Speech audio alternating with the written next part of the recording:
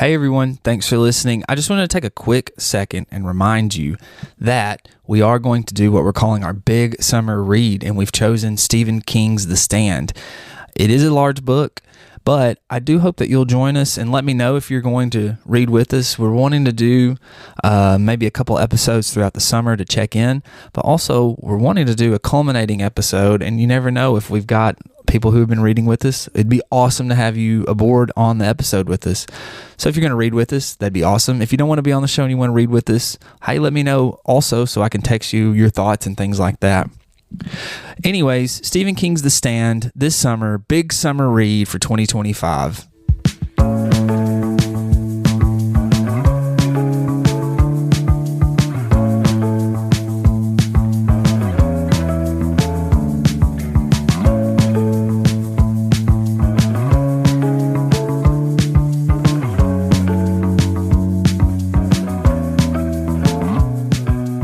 Well, hello again, kids. Welcome back in. Glad to have you along with us yet again. This week, we are looking at a thriller. This thriller was suggested to be by the great Aubrey Simmons. She said that this was her favorite book, and Hannah Randolph also said that she really loved this book as well. And so we stopped at McKay's on a journalism class trip to the great Lipscomb University, and as we were there, I found All the Missing Girls. Aubrey was with me, and I agreed to buy it so we could do this podcast, and I bought it and read it, and here we are. That's where the journey's brought us to. Thrillers, for me, are fun to read. I mean, I think they should be fun to read. There are thrillers that are literary, and then there are those that are very formulaic.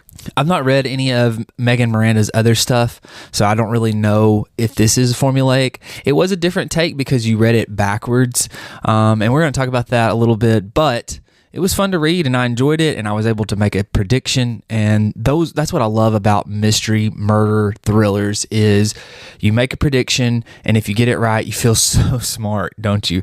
But then sometimes when you don't get it right, you think, man, there it was. I should have got that.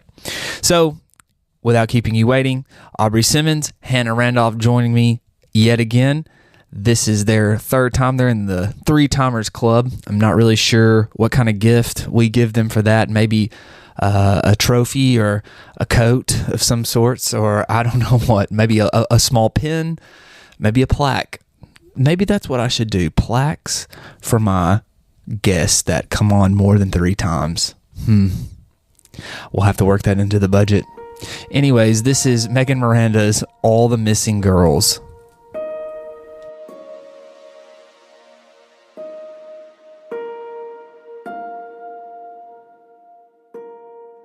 Aubrey, what's this about?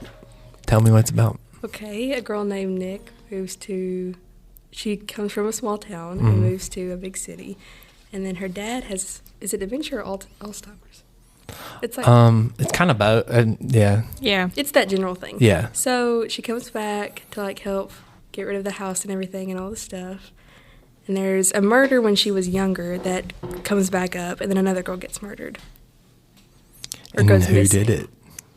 Yeah, and she just happened to come back home when this girl goes missing. Mm-hmm. So, I don't really know where to start with this because we know what happens. Y'all have heard how I feel about it. Okay. You said this was your favorite book ever. Well, so far. And this was your favorite book, right? Did you say that at one time? Is that what you said? I wouldn't call it my favorite book, no, but I enjoyed it. I thought you said that at one time. Oh, I'm sorry. Like in the past, far-reaching past. It is a really, really high 4, sometimes 5-star for me. Okay. Why did y'all like it so much? I'm not saying I didn't like it. That's not what I'm saying. Sorry. Go. Okay. This is the book that got me started on thrillers. Oh. It is also the book that got me started on thrillers. Oh, wow. Okay. I feel like it's definitely good to begin with. Mm-hmm. It definitely kept me intrigued. I agree. Why? Why did it keep you intrigued? Well, I mean, a girl goes missing. Yeah. And then another girl goes missing. Mm-hmm. And then we have to figure out who did it. And I really like the way that she tells the story backwards. I feel like that really, kept me. Yeah. I agree. That I was going to add in that I liked telling it backwards. Because normally, like, I'm okay with time jumps and things like that, but I don't think a lot of books will count down, you know, day 15, day 14, day 13, up until the day that this event happened. Yeah. I had forgotten that you had said that it did that. And when I first started reading it, for some reason, it bothered me at first. I don't know. For some reason, I didn't like it.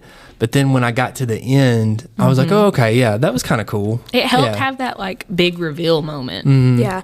And honestly, like, part of me wants to go back and reread it, like, from the back to the front. Oh, wow. To see kind of the plot holes, I guess. Yeah. But I think it's I never thought about that. I think it's so interesting that, like, how she ended up doing that and how she ended up turning the hero, or, like, not the hero, but the narrator into the villain. I think that's so cool.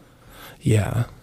I never one time had thought about, what if I started from the back and went forward? Would you reread it to do that? I would, yeah. Yeah? I think that'd be pretty cool. Do you think Nick's the villain? I think she's part of it. Yeah. I think so. I mean, I've liked her as a narrator. She's definitely unreliable. Or is Corrine the villain? No. You don't think so? In parts of the book. I don't think, like, end all be all, she's the villain. You don't think so? Who do you think is? Annalise. Oh, yeah, duh. Well, Why can I not remember her? She definitely is a villain. I think it was really all of them, though. Yeah. I don't think there's a Everybody's. set villain in this. I don't know, but, like, Nick not remembering and blocking out the trauma of Corrine jumping in front of the truck. You know, I mean, she didn't really set out to kill Corrine, you know? I think that, like, part of, like, the reason that it's so hard, like, I don't know how to word this. With Nick blocking all this stuff out, I think it was easier for Meg and Miranda to write it backwards, because she's blocking all this stuff out, and that's what, like, the suspense and everything. Yeah. I think it's cool. Okay, but is she blocking it out because it's revealed to us as we go through, right? So when we go to day 1, she remembers it all. But she slowly blocks it out. Oh. If you read it backwards to forwards, she would be But slowly. why would she do that? Trauma? I don't know. But She was also drunk the night that they killed Corrine. True. So, I mean, she was drunk. Yeah. She lost the baby that night. So she had the trauma of losing the baby. okay, so I do think that was a good twist. Because you know, Corrine was saying she was pregnant, but she was not the one that was pregnant. It was Nick. That was a good twist. I thought. I agree. And it kind of, I feel like there was a lot of foreshadowing in the book that she was going to end up pregnant. I think with Laura being pregnant, you know, Daniel's wife, and Nick having to attend the baby shower and go buy a baby gift, and then, you know, she gives the jewelry box to Laura, and Laura was like, don't you want to keep it for when you have a daughter someday? And, you know, Nick had all those moments of being like, thinking about what if this had happened with Tyler, what if, and I think by the end of it, I wasn't as surprised about her being pregnant in, like,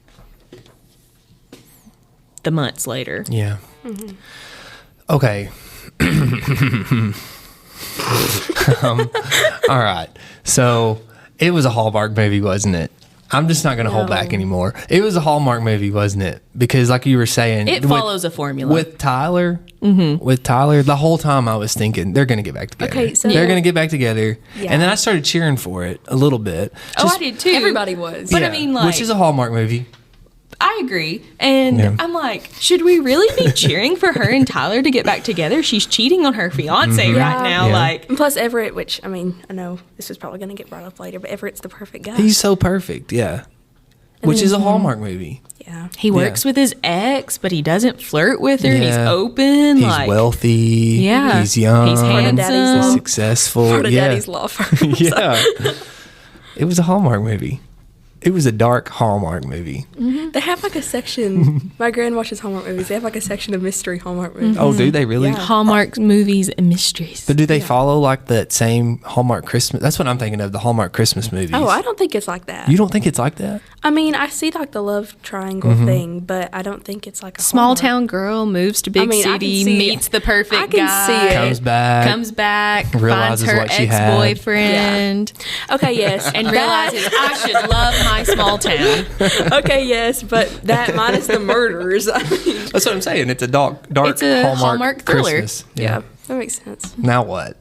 I don't know. I don't know. I mean, like, I didn't mind. It's not that I minded it. To me, it was fun to read. Like, I enjoyed it. It kept me. It's a palate cleanser. Yeah, it was. What did I just read after that? Imaginary Friends, I think. Maybe. Yeah, our imaginary friend. I said plural. Yeah. And that was such a long book. It was, yeah. And it got wild at the end of that book. It did. It was chaotic. Yeah. So it was good to kind of have like a flush.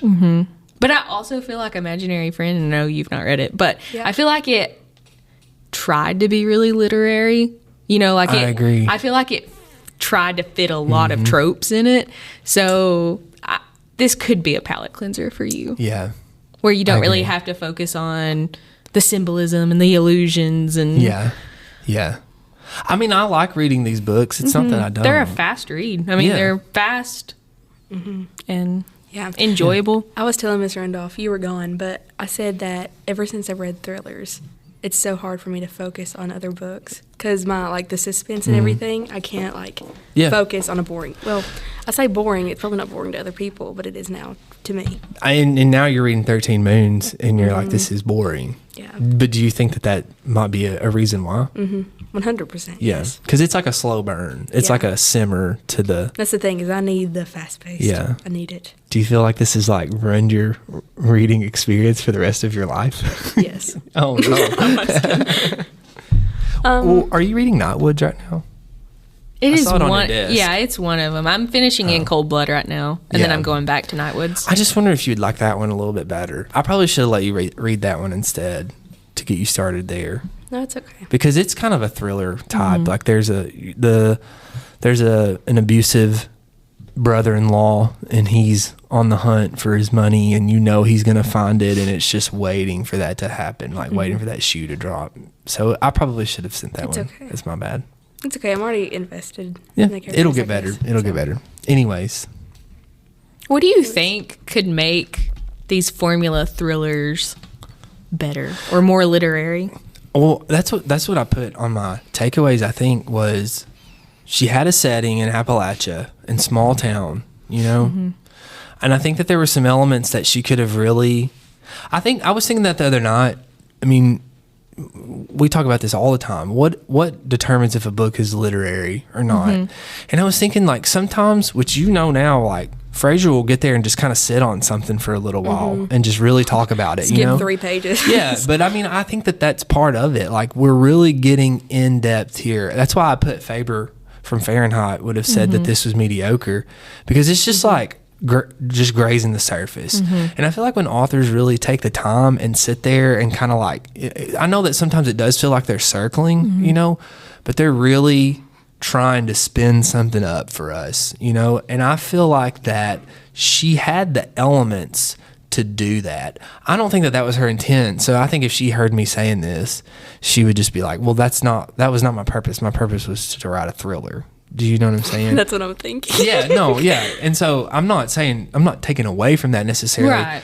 But how could it be more literary? I mean, I think that there were elements there. Small town. You had a love triangle, which is, I know, a common trope. We just talked about that last week. But it is an effective one, you know. You had Appalachia, which has always got like deep culture, deep roots, things that you can pull from. I mean, I think that there was a chance that she could have really sat there and spun something out. And maybe when you do that, it gets a little bit darker, which maybe, do you know what I'm saying? Like it kind of takes that shade of darkness to it. And so, I don't know. What do you think? I agree. I think more character development and maybe less like stereotypical characters. I feel like Corrine was almost similar to Annie in The Circle. Yeah, like, I can see that. You know, the guy's girl. Like, I'm gonna... It's just that character that's like, I'm not like other girls. She's not like other girls. Yeah. I feel like every character in this book is stereotypical. Oh, yeah. Yeah. Definitely. But at the same time... But I mean, at the same time, like, does that make it relatable, too? Because I feel like I know these characters. Yeah. Like, there are people in real life who are stereotypical. And you can just place those characters so well with, like, what you see. Oh, yeah. Well, they serve their purpose. Yeah. We're talking about author's intent. I don't think that when she wrote this at all, she thought, I'm going to win a Nobel Prize for this or a Pulitzer or anything.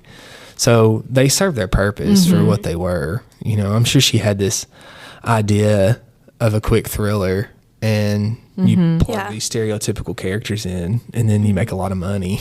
But I mean, she made it interesting. She did. It kept me interested. Yeah. So, and I think stories like this would be so cool and serve a purpose as like a mini series.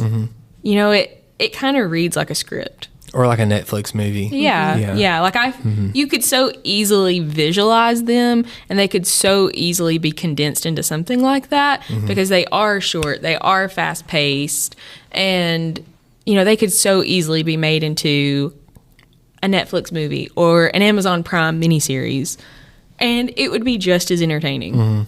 Yeah.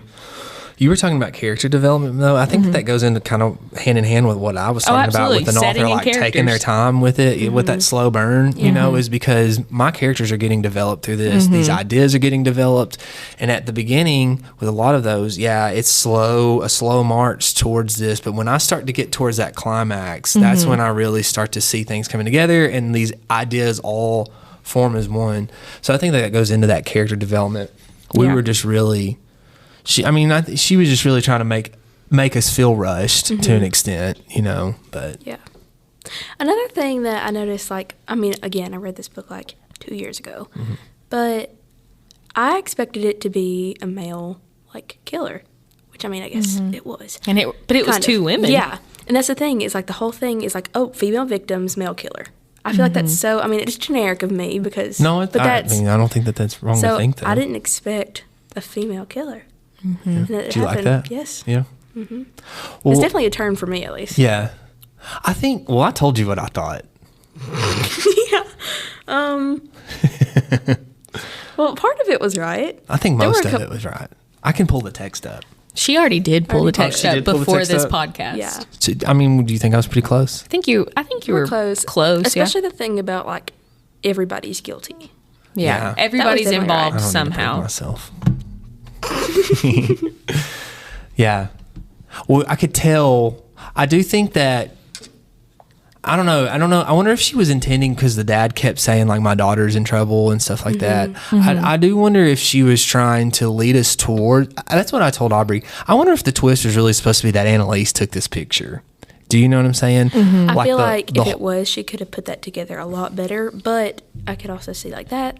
I don't know. That would have been a good twist if she wrote that better. Yeah. Because I almost think that to me, it was almost too obvious that Nick was Corrine's killer. I almost think because she kept kind of referencing the dad, and you could kind of start to see, like, okay, this is all kind of directing towards this family. That when I was trying to make my prediction, that was the thing I was thinking of, was like, is it the dad or is it Nick? That was kind of who everybody was pointing towards, you know? Yeah.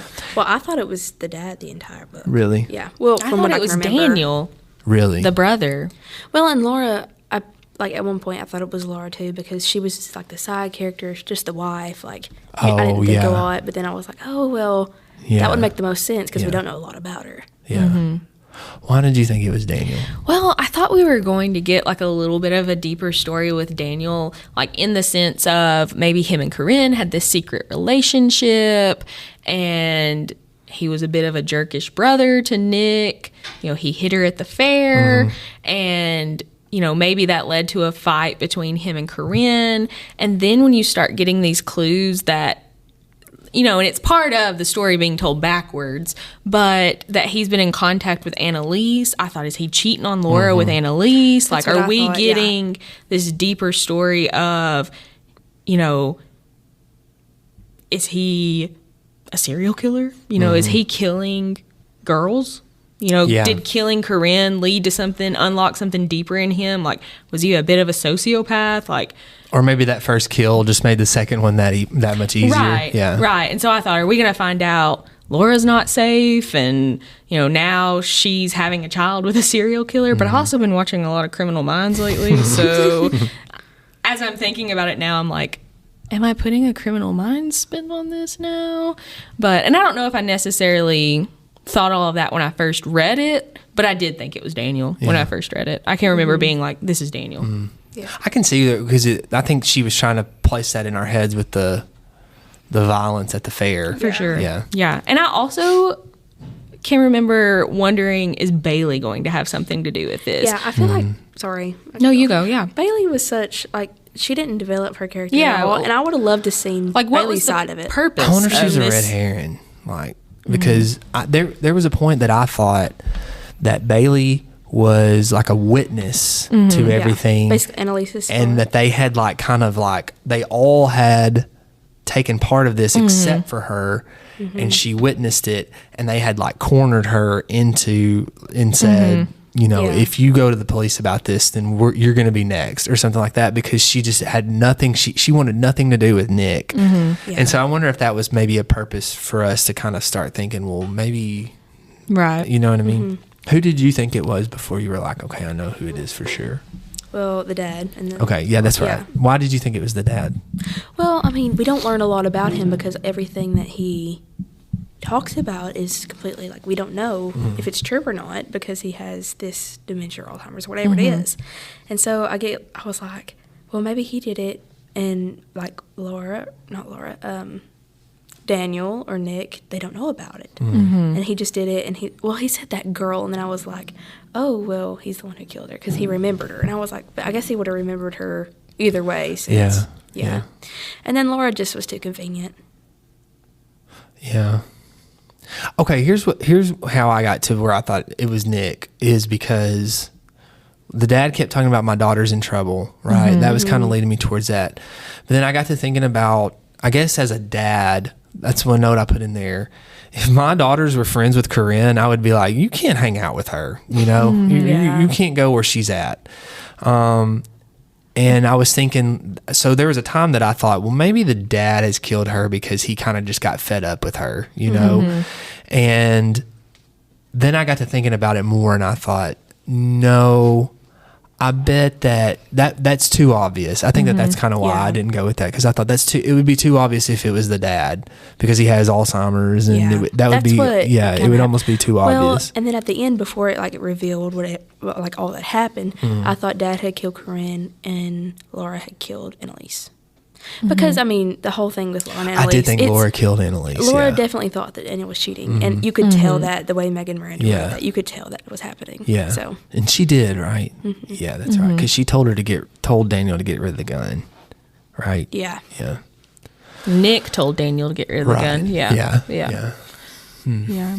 I do think, Nick, as the one killing Corrine, was supposed to be a bigger surprise, because there was all that, did the dad kill her or did Nick do it? Because they were both driving towards the caverns and Dad was drunk, and so I think you were supposed to, for those few pages, be like, did Dad hit Corrine or did Nick run over Corrine? They're both driving this way. And I can remember, wasn't Tyler in the car with her? Yeah. So I can remember when that scene happened, I thought Tyler had killed Corrine. Well, and Tyler, reassured Nick that she didn't kill Corrine. Even though she, Yeah. He was like, you didn't kill Corrine. You didn't kill her. She's ran off. And so, which might be another reason why Nick's trying to block all this out. Right, yeah.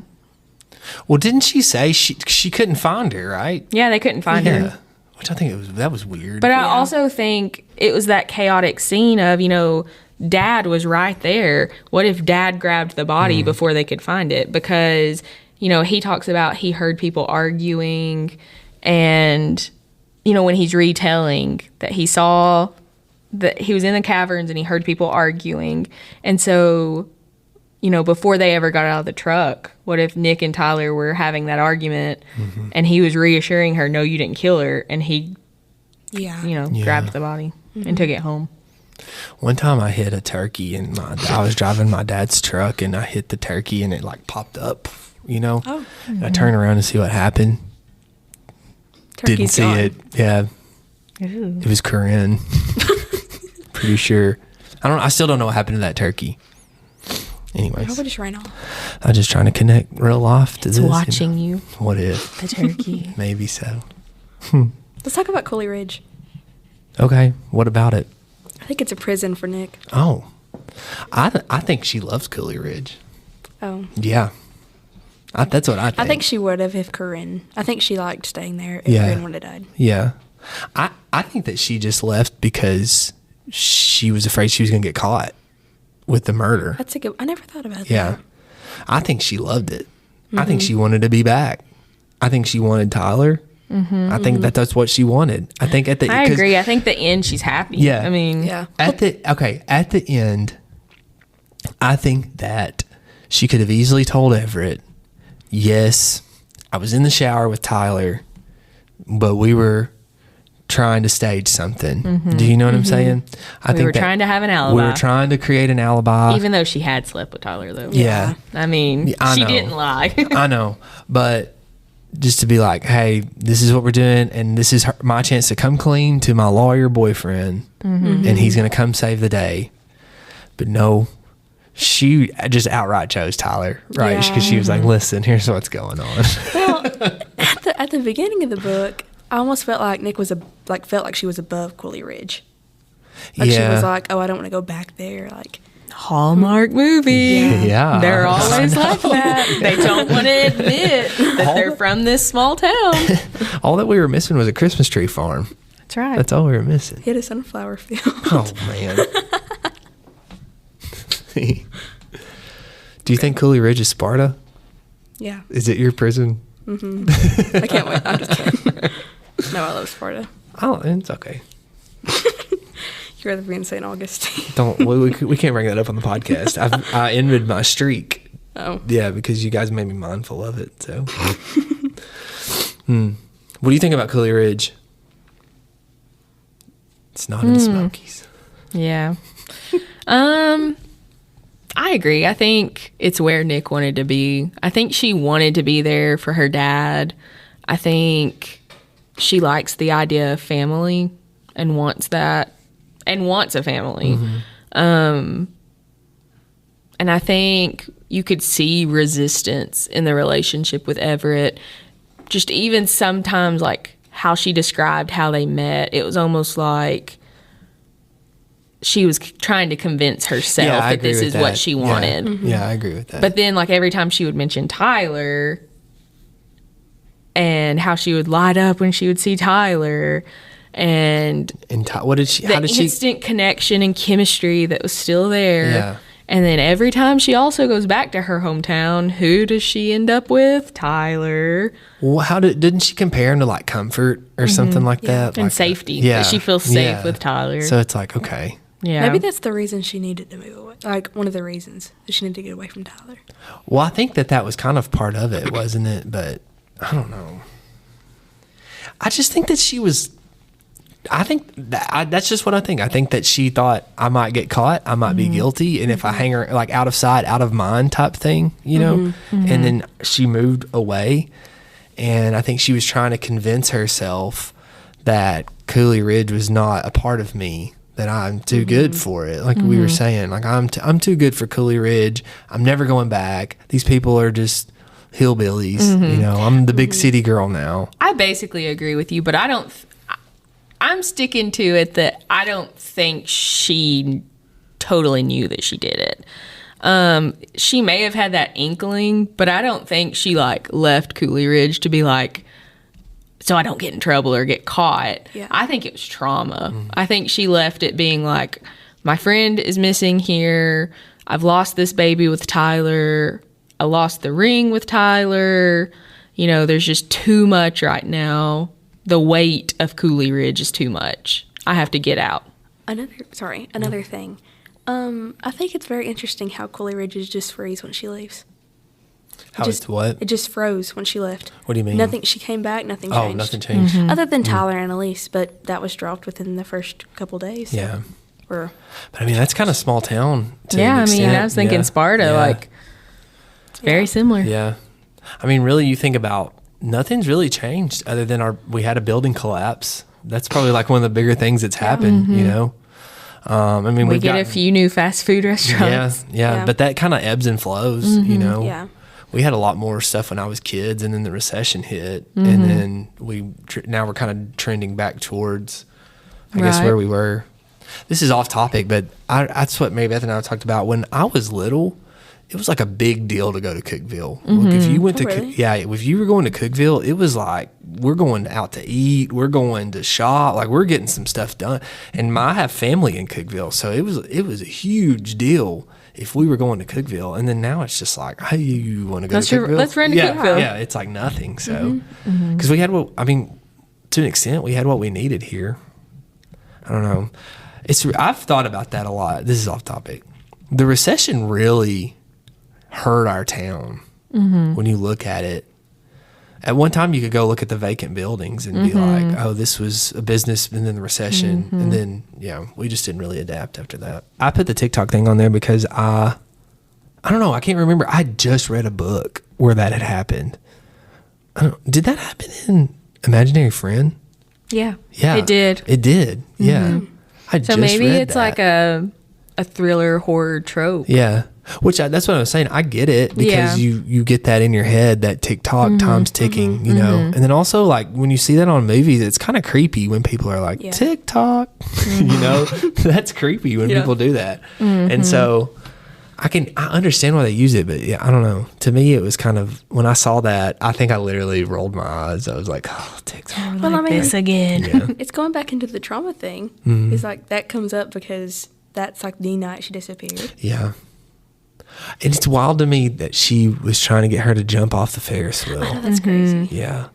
If Corrine was one of my kids' friends, I would hate Corrine. That's why I thought the dad might have done it, because I was like, oh, gosh. What if Corrine was your daughter's friend and Tyler was your daughter's boyfriend? I don't think, okay, my only problem with Tyler being my daughter's boyfriend is he was a truck boy. That'd be like my biggest problem with it. But I mean, Daniel said he had a bad reputation. I mean, Yeah. Well, that was also Daniel. yeah. I just don't think Daniel liked Tyler. They were friends when they were younger. though? Were they? I think They were supposed to be. Well, if they were friends, I've seen this happen. Friends, and then one friend starts dating another friend's sister, and then all of a sudden, like, this is the worst dude ever, and you're Yeah. like, "Would you were just best But I friends?" mean, with also, him. it's like he knows too much about him. Yeah, You know, it's right, one of those yeah. deals that's like, Yeah. I know his thoughts. Like, Yeah. I've heard him talk about other girls. Yeah. I don't want my sister dating him. Yeah. Yeah. So I don't know that I would rely on Daniel. Yeah. Do you know what I'm saying? But if Corinne was my daughter's friend, oh And your daughter It was makes me around mad to think Corrine about and it. Jackson. yeah. I feel like, in a way, Jackson was just as bad as Corinne. Yeah. Which one's Jackson? Corinne's boyfriend when they were younger. Oh, yeah. The one He's that the with the bartender. bartender. Yeah. Okay. With the literary Yeah, tats. yeah. Yeah. And the thing is, like, when Nick does go into Kelly's and sees Jackson, it's like, I don't know, I feel like that was an awkward scene. Yeah. Well, you know, she saw him at the fair. Because this is where it would be interesting to go back and, like you said, reread the book in order to be like, when really was the first time? She laid eyes on him at the fair, and then, Was it the fair? yeah, when she was talking to Bailey. And Was that at the fair? That was at the fair, Oh, yeah. okay. I thought she had like driven to Bailey's town, but I thought it was, I'm probably misremembering. So yeah, I thought they were at the fair. The fair was back in town, and which I also thought was going to be a bigger deal. Like, all this happened on the fair back in time, and now the fair's back in town. Yeah. Like, is something else going to happen with the fair? But I think I'm also like, serial killer vibe. Here we go. What if it would have ended in a Carney had just gotten Annalise? See, I mean, that's I mean, that what, was to it. me, I thought, that's what what I was going to think. Like, okay, the fair's back in town. What if Corrine ran off with a carny, or a carny killed Corrine, and then this same carny is still with the fair and killed Annalise? Like, what if it was just something really random like that? I'm glad it wasn't. I don't know, though. yeah. That might have been cool, though. I think it would have been like the same guy because is traveling with the fair, and then somehow he connects the two. And Would have been so cool if it was like with Jackson or something like that. Worked at the fair, and then he used the fair as a cover or something. Like like if they were gonna do that, it should have been like somebody we knew. Maybe not like distantly knew, but not like somebody was completely foreign. What if? Or like a carny flirted with Corrine, or it was the Ferris wheel guy that yelled at that yelled at Nick for jumping off the Ferris wheel. And what if Corrine gave him attitude and he followed him, and then like fast forward, right? We need to just rewrite it. Remix. Fast forward, and the fair's back in town, and the same guy's running the Ferris wheel. Yeah. And then like That would've Nick been has cool. that flashback of, Well, you could I even remember do it him like, yelling at me. You could even do it like where Annalise was on the Ferris wheel. Yeah. Yeah. Or We've got to rewrite And see, this. Annalise looked up to Corrine, and what if she did the same thing Nick did because Corrine told Nick to do that back in time? And Nick had, instead of becoming a teacher, was this like hotshot Philadelphia detective. And then she comes back, and then this murder happens, and she's like, I'm going to use my skills to figure this out. And that's how they catch the guy, because he makes like some silly mistake that this seasoned detective would have found, but this small town policeman who just doesn't care, he looked over it. We just wrote a book. Yeah, we did. That's right. That's right. And now it's literary. That's right. No, I don't know if that'd make it literary or not, but We're copywriting this. No one better steal our idea. the fair was 2 weeks long, though. Yeah. Sometimes I wish our fair was 2 weeks long. Yeah. Do you like the fair, I Drew? love the fair. I hate the fair. Really? I do. I feel Which I'm gross also- every time I go. No, I do too. yeah. Yeah. No, like, I mean, I'm talking like, I don't like walking around the fair. Oh, what? I don't like the food at the fair for the most part. Well, I mean, I do. Blasphemy. You are not from Sparta. Let me. Okay. I like the food when I'm eating it. I don't like how the food makes me feel. It's part of the experience. I know, but I'm also. I don't know. I don't like experiences. I mean, yeah. I know I'm in high school. It's like going to be. You're I'm gonna love supposed the to fair. like I'm the supposed to like the fair. fair. Yeah. But I do love Yeah. it. I love walking around. Yeah. I love I the don't fair when care. I was in It's high school. amazing. I don't care if I ever go to the fair again. Oh, wow. Oh, my gosh. And the rides are so unsafe, but they're so much fun. Yeah. I have loved the fair every phase of my life. I've never liked the fair. I didn't like the really? fair as a little kid. I didn't Oh, like man. it. I didn't like it in high school. I Really? went because I mean it was like all my friends were going, so I went. But I complained probably every second of it. I did not like the fair, and I still don't like the fair. And my It husband rained. doesn't like the It fair. was Really? like So see, pouring- we're a good match. Man. It was pouring the rain when I went, and I still loved it. Ugh. Yeah. Man. Yeah, no. When I was parking cars, I still kind of halfway loved parking cars at the fair because I got to eat at the fair every night. You get And- to see people. Yeah. And one night it rained and no one was there, and that was awesome because nobody was eating. And so Yeah. it was like everybody was trying to get me to eat there. It was great. Man, the fair. But doesn't this seem like something that would happen at the fair? Like, I mean, Yeah. 100%. And I think like if we had more small town description and then more small town fair description, Yeah. man, because think there's she- something. Sorry. No, it's fine. You were talking. I'm sorry. There's something about like a fair setting or like a summer camp setting that just can seal the deal for me. Yeah. Yeah. Well, and I feel like if Megan and Miranda would have gone more into that, like the lore of Yeah. Corrine, like dying and everything around the fair, just like elaborating on that a lot more, I think it would have been awesome. Yeah. Well, I think with the fair too, when we go to the fair, there's still that level of danger. You Oh, know, absolutely. especially Yeah. when you go to the Midway. And I'm not trying to be mean, but we don't know these people. Right. You know, these people who have come to our town for the week, we don't know you. I And mean, they're wanting and trying to interact with you. Yeah. And I mean, it could be a good or bad interaction. Yeah. Yeah. And there's something about, have y'all ever thought about this? Because sometimes I have to drive by the fairgrounds on my way home.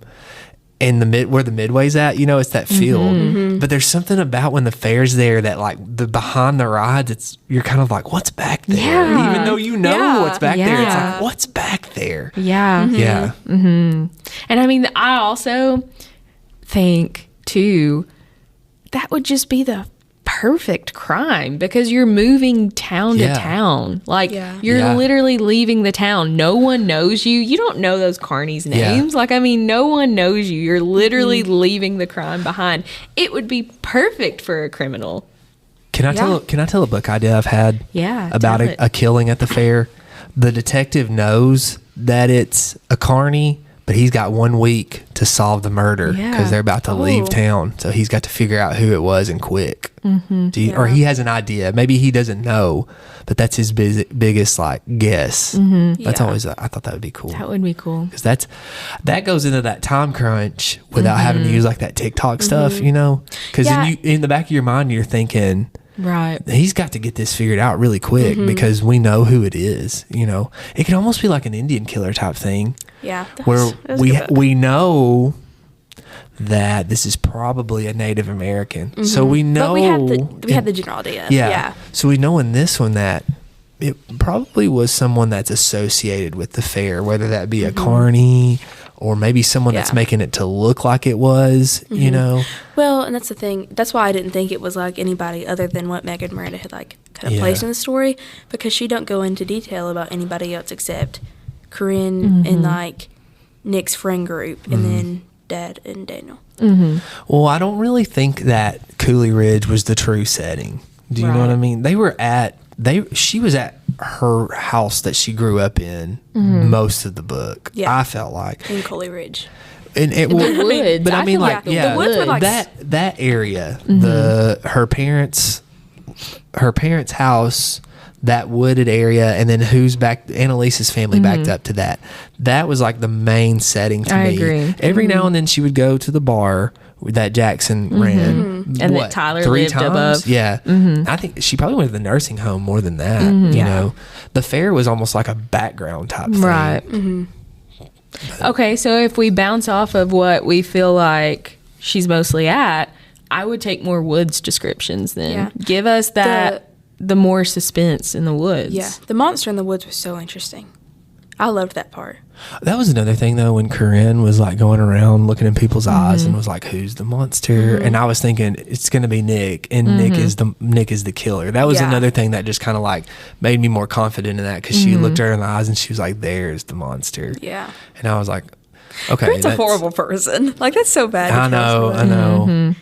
Corrine almost brings out the worst in everybody. That's what I'm saying. That's why I was like, she was one of my child's friends. I would be like, you cannot go there. You can't go wherever. If Corrine's going to be with you, then no, you can't go. Yeah, and she pushes everybody's limits so hard. Right. Like, jump off the Ferris wheel. With the truth or dare thing. Yeah. And it's like, if you choose truth, which is, if you've ever played truth or dare, that's usually your safe answer. She's going to ask you a question you absolutely do not want to answer, that you're either going to end up humiliating yourself, and then if you choose dare, she's going to make you do something extremely stupid, dangerous, or also just as humiliating. Do you ever wonder, this kind of makes me think of some relationships I've had in the past, not like romantic, but like people I've known. If somebody tells you truth or dare like that, you don't have to do it. Why do we give people that power? I feel like Miranda would have pushed that, though. Yeah, but why would you like, you have to do this? Yeah, but why would you not just be like, no? I mean, even as an adult, I've had relationships like that where it's been like, I thought in retrospect, when those people have left, I didn't have to do that. Why did we allow them to do that? Like, we all, I feel like in it's unison, almost, disagreed with this person. We all could have said no. Yeah. I feel like it's almost like the feeling you have to please them because they're new or something like that, which I'm also in high school, so that's to think of. But you are in high school, but that's also relationship patterns that continue, unfortunately. But I think it's also too, like, I think sometimes if you say it and do it with confidence and this air of authority, people are going to do it and feel like they have to do it. And I think Corrine had that. I think she carried herself with such an air of authority, and like this, I am the leader of the friend group, like you're gonna do what I say. Yeah. And that's why, you know, people felt drawn to do that. And I mean, in real life too, in situations like that, I think that's why we feel like we have to do that. Yeah. They hold some kind of, it's like this unseen power. Yeah. Yeah. Or this like imagined power. I mean, like, do we just, I don't know. But we give them that power too. Yeah, that's what I'm exactly. saying. Like Yeah. the person I'm thinking of, it's like, why did I ever just say, not say, you can't say that, you know, or you can't do that. That's not okay. Yeah. But instead, it was just kind of like go hide in the corner, you know. Yeah. Right. I don't like though how Megan Miranda tried to paint Corrine off as like endearing. Do you know what I mean? I felt like she was definitely trying to be like, we see Corrine as this person, like we were talking about, like has this control and power and this push the limits and stuff. But she was still just kind of like, oh, Corrine was just one of those girls who just made people different, you know? Yeah. But it was like, But she brought out the worst in everybody. know, Like yeah. she literally made Yeah. everybody have their worst qualities out all the time. Yeah.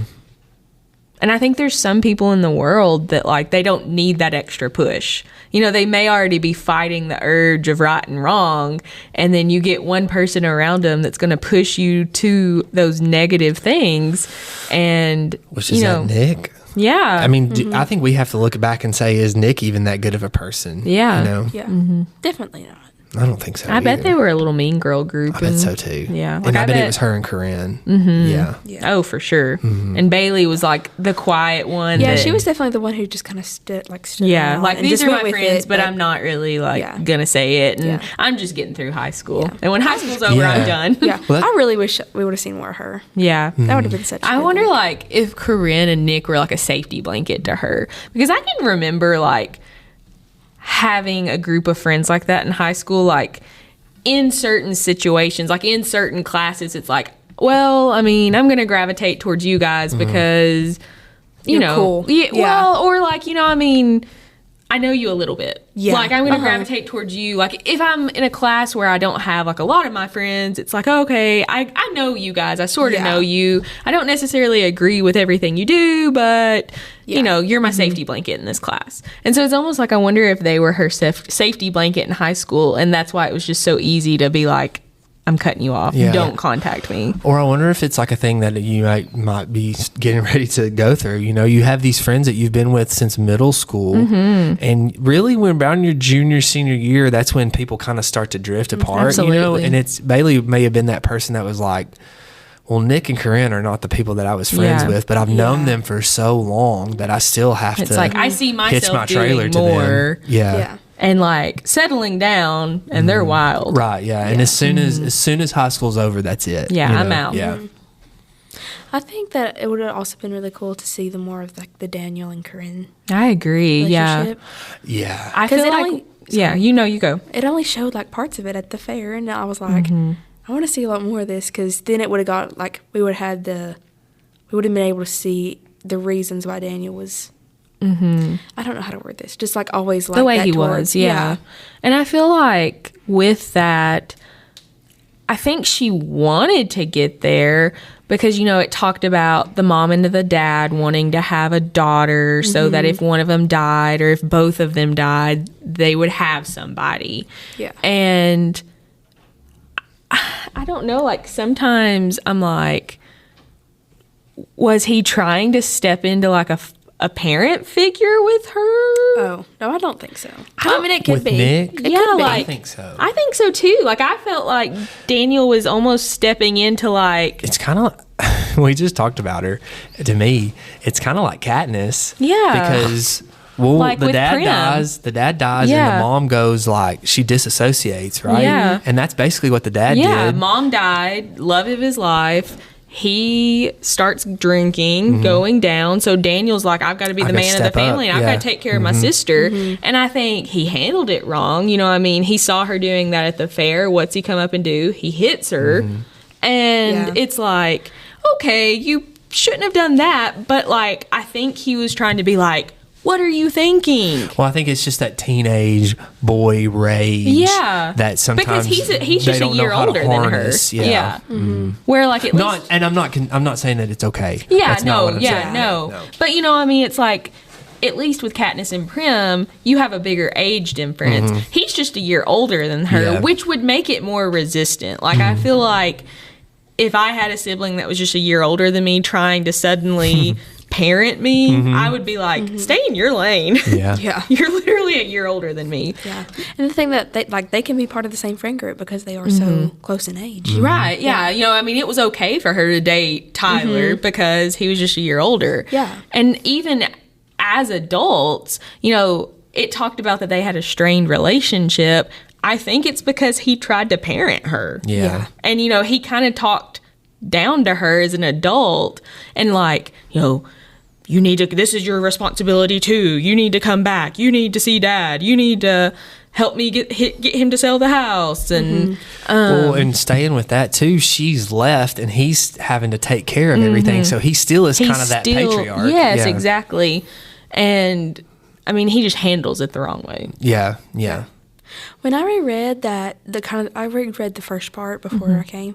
The dialogue in that's super choppy too. Oh, yeah. Because I love that book, but I was also it's the summer of my freshman year. Yeah. It was choppy. I think that was one of my bigger issues with it was I didn't feel like it was just original dialogue at all. You know, that was going back into what I was saying. You got Appalachia, small town, and not necessarily that you have to write that way, but there are words that we use that could kind of, that could indicate that this is an accent or something like that. And she just didn't do it. Just came off as very like plastic to me. Yeah, you know what I mean? Very generated. Very basic. Just very, here are the words that are in my head.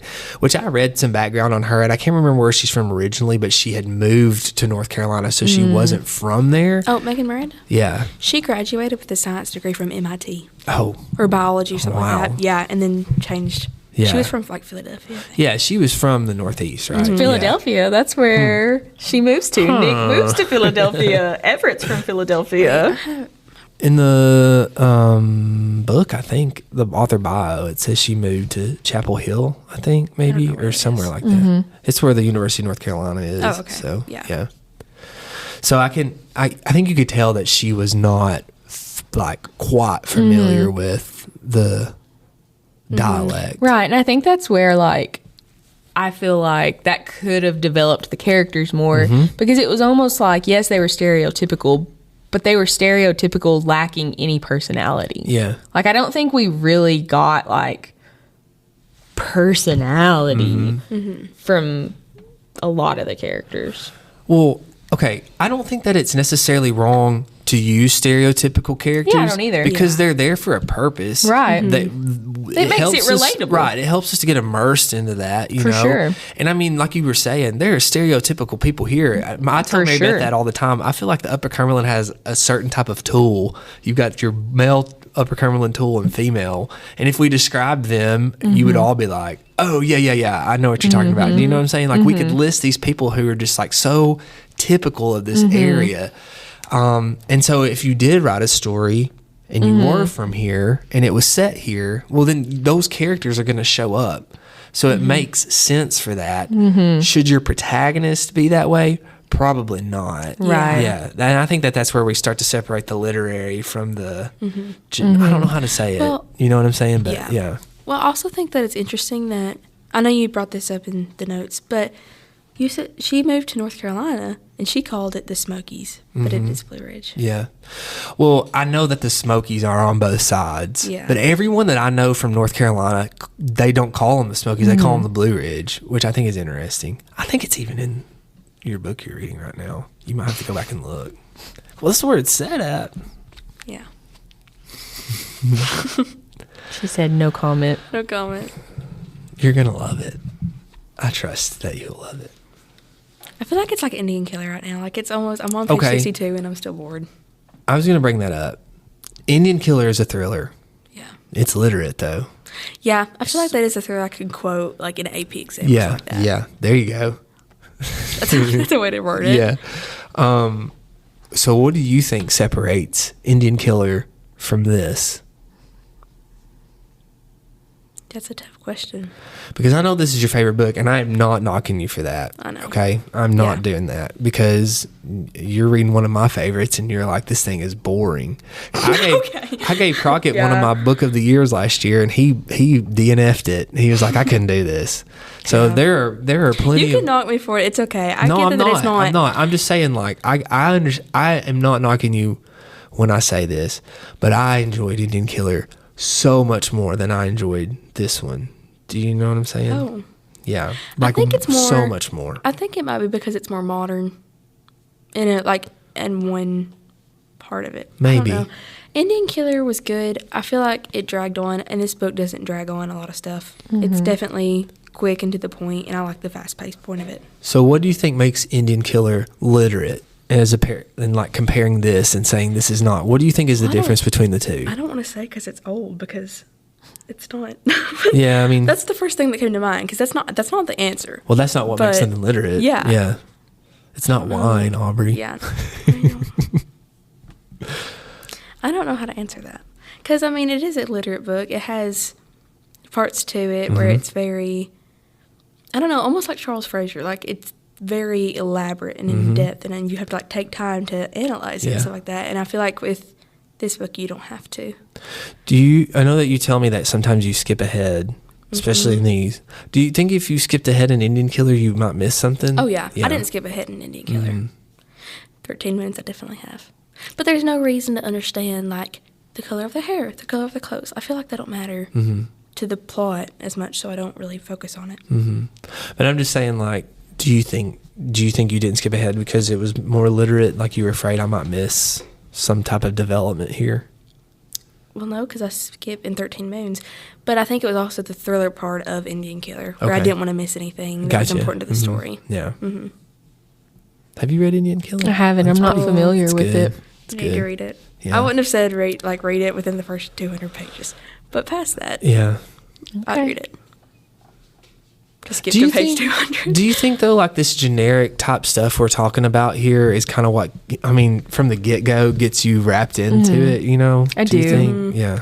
Okay, so I compare books like this to like TikTok.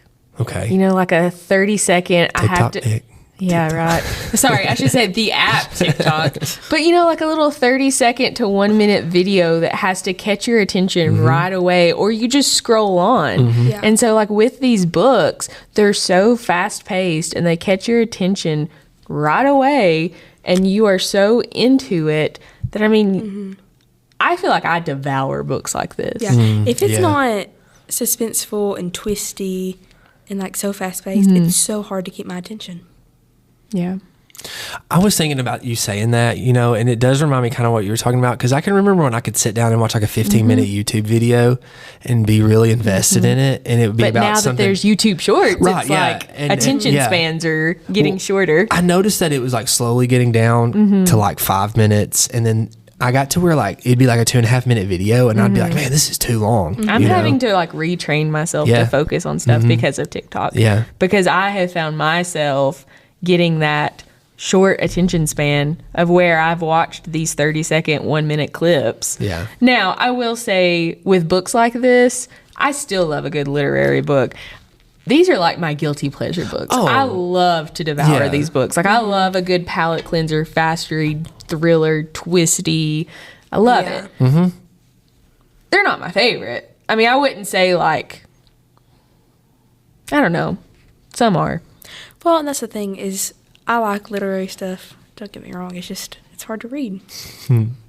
No, I get what you're saying. I really do get what you're saying. I agree. I mean, look at those right there, right? I mean, clearly I love to read junk sometimes too. you Guilty know? pleasure, man. Yeah. I mean, and I mean, I like to think of them as a palate cleanser. You know, when you've read a really heavy book that you really had to focus on, sometimes it's really nice to just read a really short, fast-paced thriller that plays the movie in your head Yes, that you definitely. don't really have to think about figurative language or symbolism, or is this alluding to something? Well, like, am I missing something? Yeah. You know, Yeah, like, that's the thing. Like in The Nightingale, which, I mean, very long book, for me at least. But yeah, you have to like sit down and think about all of it. And I'm just like, I don't want to think right now. I want to read. Well, and I think No, I I want to get read it. a No, I thriller. get it. Yeah, I get it. Like coming at it from an English teacher perspective, I feel like sometimes where I analyze all day with students and we're looking deep at things, sometimes like when I'm on my own, it's nice to just like, and I mean, you can look at that from a student perspective. Yeah. Like, you know, you're doing the job of analyzing the stories in class and writing about the deep thoughts on them. But, you know, it's nice just to kind of speed through a book sometimes and be like, definitely. ooh, this is twisty and Yeah. fun. Like, I Well, wasn't expecting that. I mean- I love that. And I'm, as much as I am glad that I'm not on social media, there are nights where I wish I could sit down and just numb my brain on Zone YouTube. out, You know, yes. because I get that. Yeah, no, I completely get that.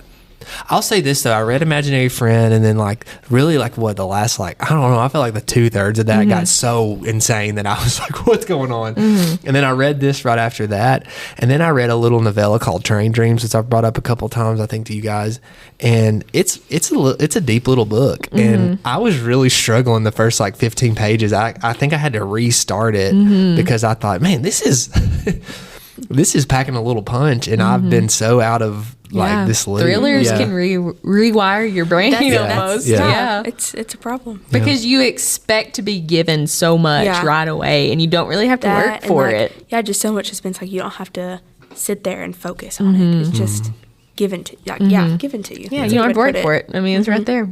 But that's what I said in my takeaways. Like, that's why I like these murder mystery thrillers, is because I made a prediction. I felt like I was really close, almost like right on it. Yeah. And it felt good. Like, I felt good. It made me feel This is also an good. very easy book to.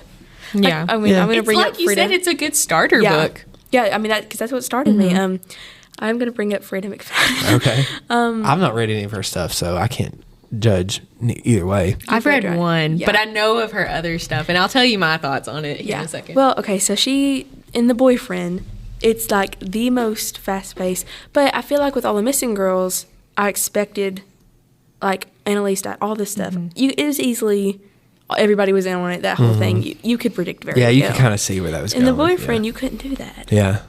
And like it was, let's see, I don't want to spoil anything.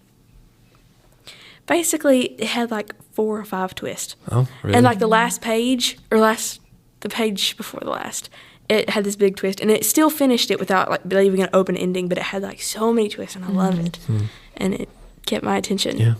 Have you ever read The Stranger by Harlan Coben? No, I have not. That one. I Have like you read Harlan. it? I've not read The Stranger, but I like I've Harlan. never even Coben. heard That I've never twist heard of on that one, I was like, I mean, it's just like a shallow. it. That's okay. Yeah. No, it is okay. It's like 450 pages, and I think I read it in 2 days. I couldn't stop reading it. It was just like, Yeah. yeah. I'm not the biggest Frida McFadden fan. I've read one. I know of her other books. I have put Frida McFadden in the same category as Colleen Hoover. Oh, no. And I don't- I've never read a Colleen. Well, I've read 2, but I mean, it's just like, to me, there's like Frida McFadden and Colleen Hoover. Then there's these thrillers. And then there's like the other books that I like. Yeah. But it's like, I just can't do it. Because I think, like you said, and I mean, I get like, I love a good twist. But I think sometimes it can just be too much. Like, take some of it out, simplify just a little bit. Like, it's so twisty that it almost makes it like unrealistic to the point of, I'm like, I can't do this. Yeah. I think Like, that it feels silly to me sometimes. I think that that's something I did like about this is it was a good, clean, Yeah. easy to follow. Like, and when I mean clean, like it was like you said, there wasn't like all these. I mean, you like twists, but it wasn't just completely a curvy road. You know, Oh, yeah. you had a good little line you could follow, and like I said, I want to think that the twist was that Annalise took those photos. Yeah. Because I do almost think that she was leading us towards Nick being the one. And I think Nick being the pregnant That was one, a big not twist, yeah. Corrine. Yeah, that was a big I think twist, that, too. That Yeah. was one of the big twists. Yeah, but it was a good, clean. Like And I it was able seems to like stay on track with it, and yeah, it's realistic. Like, I feel like this could happen in a small town. Oh yeah. Oh yeah, You and know, it I never mean, gets solved. Yeah. Yeah. Absolutely. Like a cold case. I mean, I Yeah. feel like we have some of those in Sparta right We've got a now. few. Yeah. Yeah. Like, And I will not podcast about those. I'm just Yeah. going to say that. Some people have been like, let's No start a true crime. podcast about yeah, that. no true crime way. podcast for Drew No. Haston. We'll leave that up to the experts. Yeah.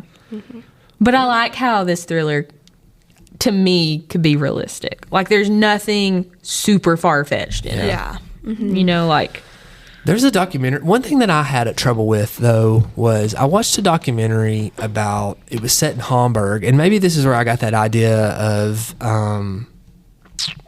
Nick being a detective. We were talking about, like, if we rewrote it, right?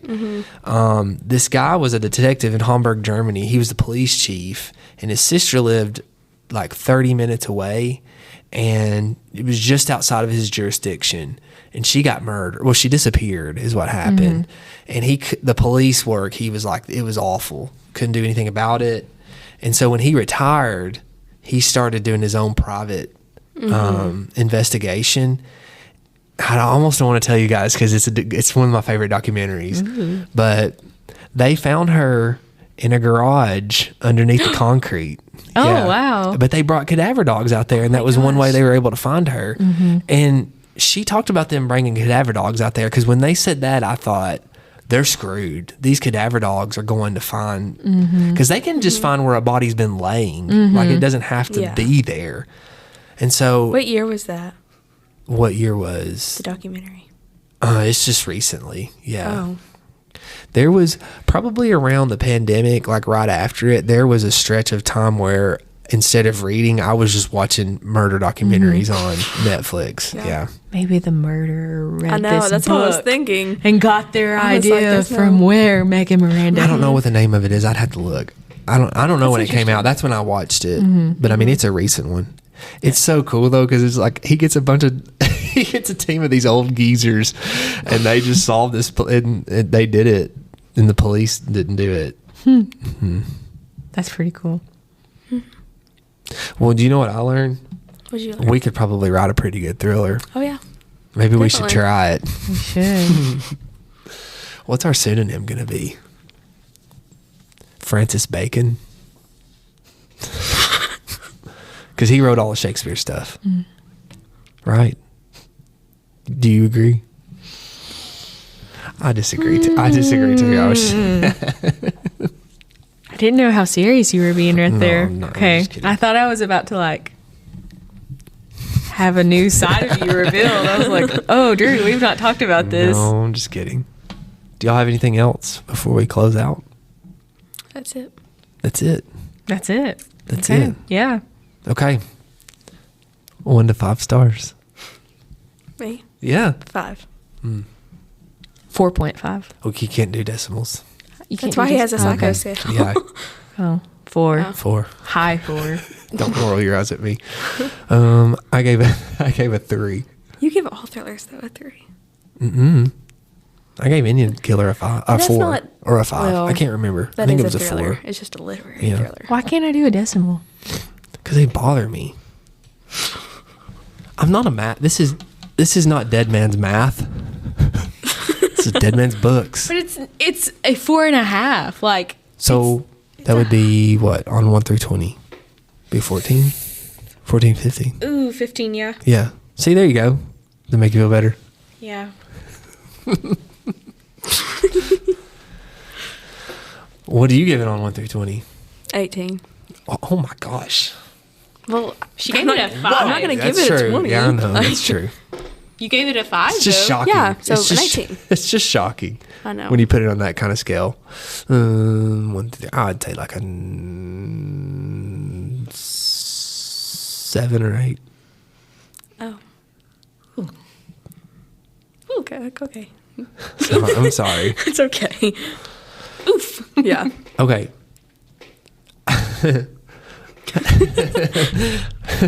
You were with me when I bought this at McKay's. I know. That's why I'm laughing. That's what I was like. You gotta buy this. You gotta buy this. How much would you pay for this at McKay's? I remember it's burned in my head how much I spent for this at McKay's. Just FYI. Okay, how much would you pay Well, for I this got at it for McKay's? free, but $3 or $4. $3 or $4. Well, okay, so I can't say that because a Frida McFadden book, I bought that set. They were like $8 a book. Mm-hmm.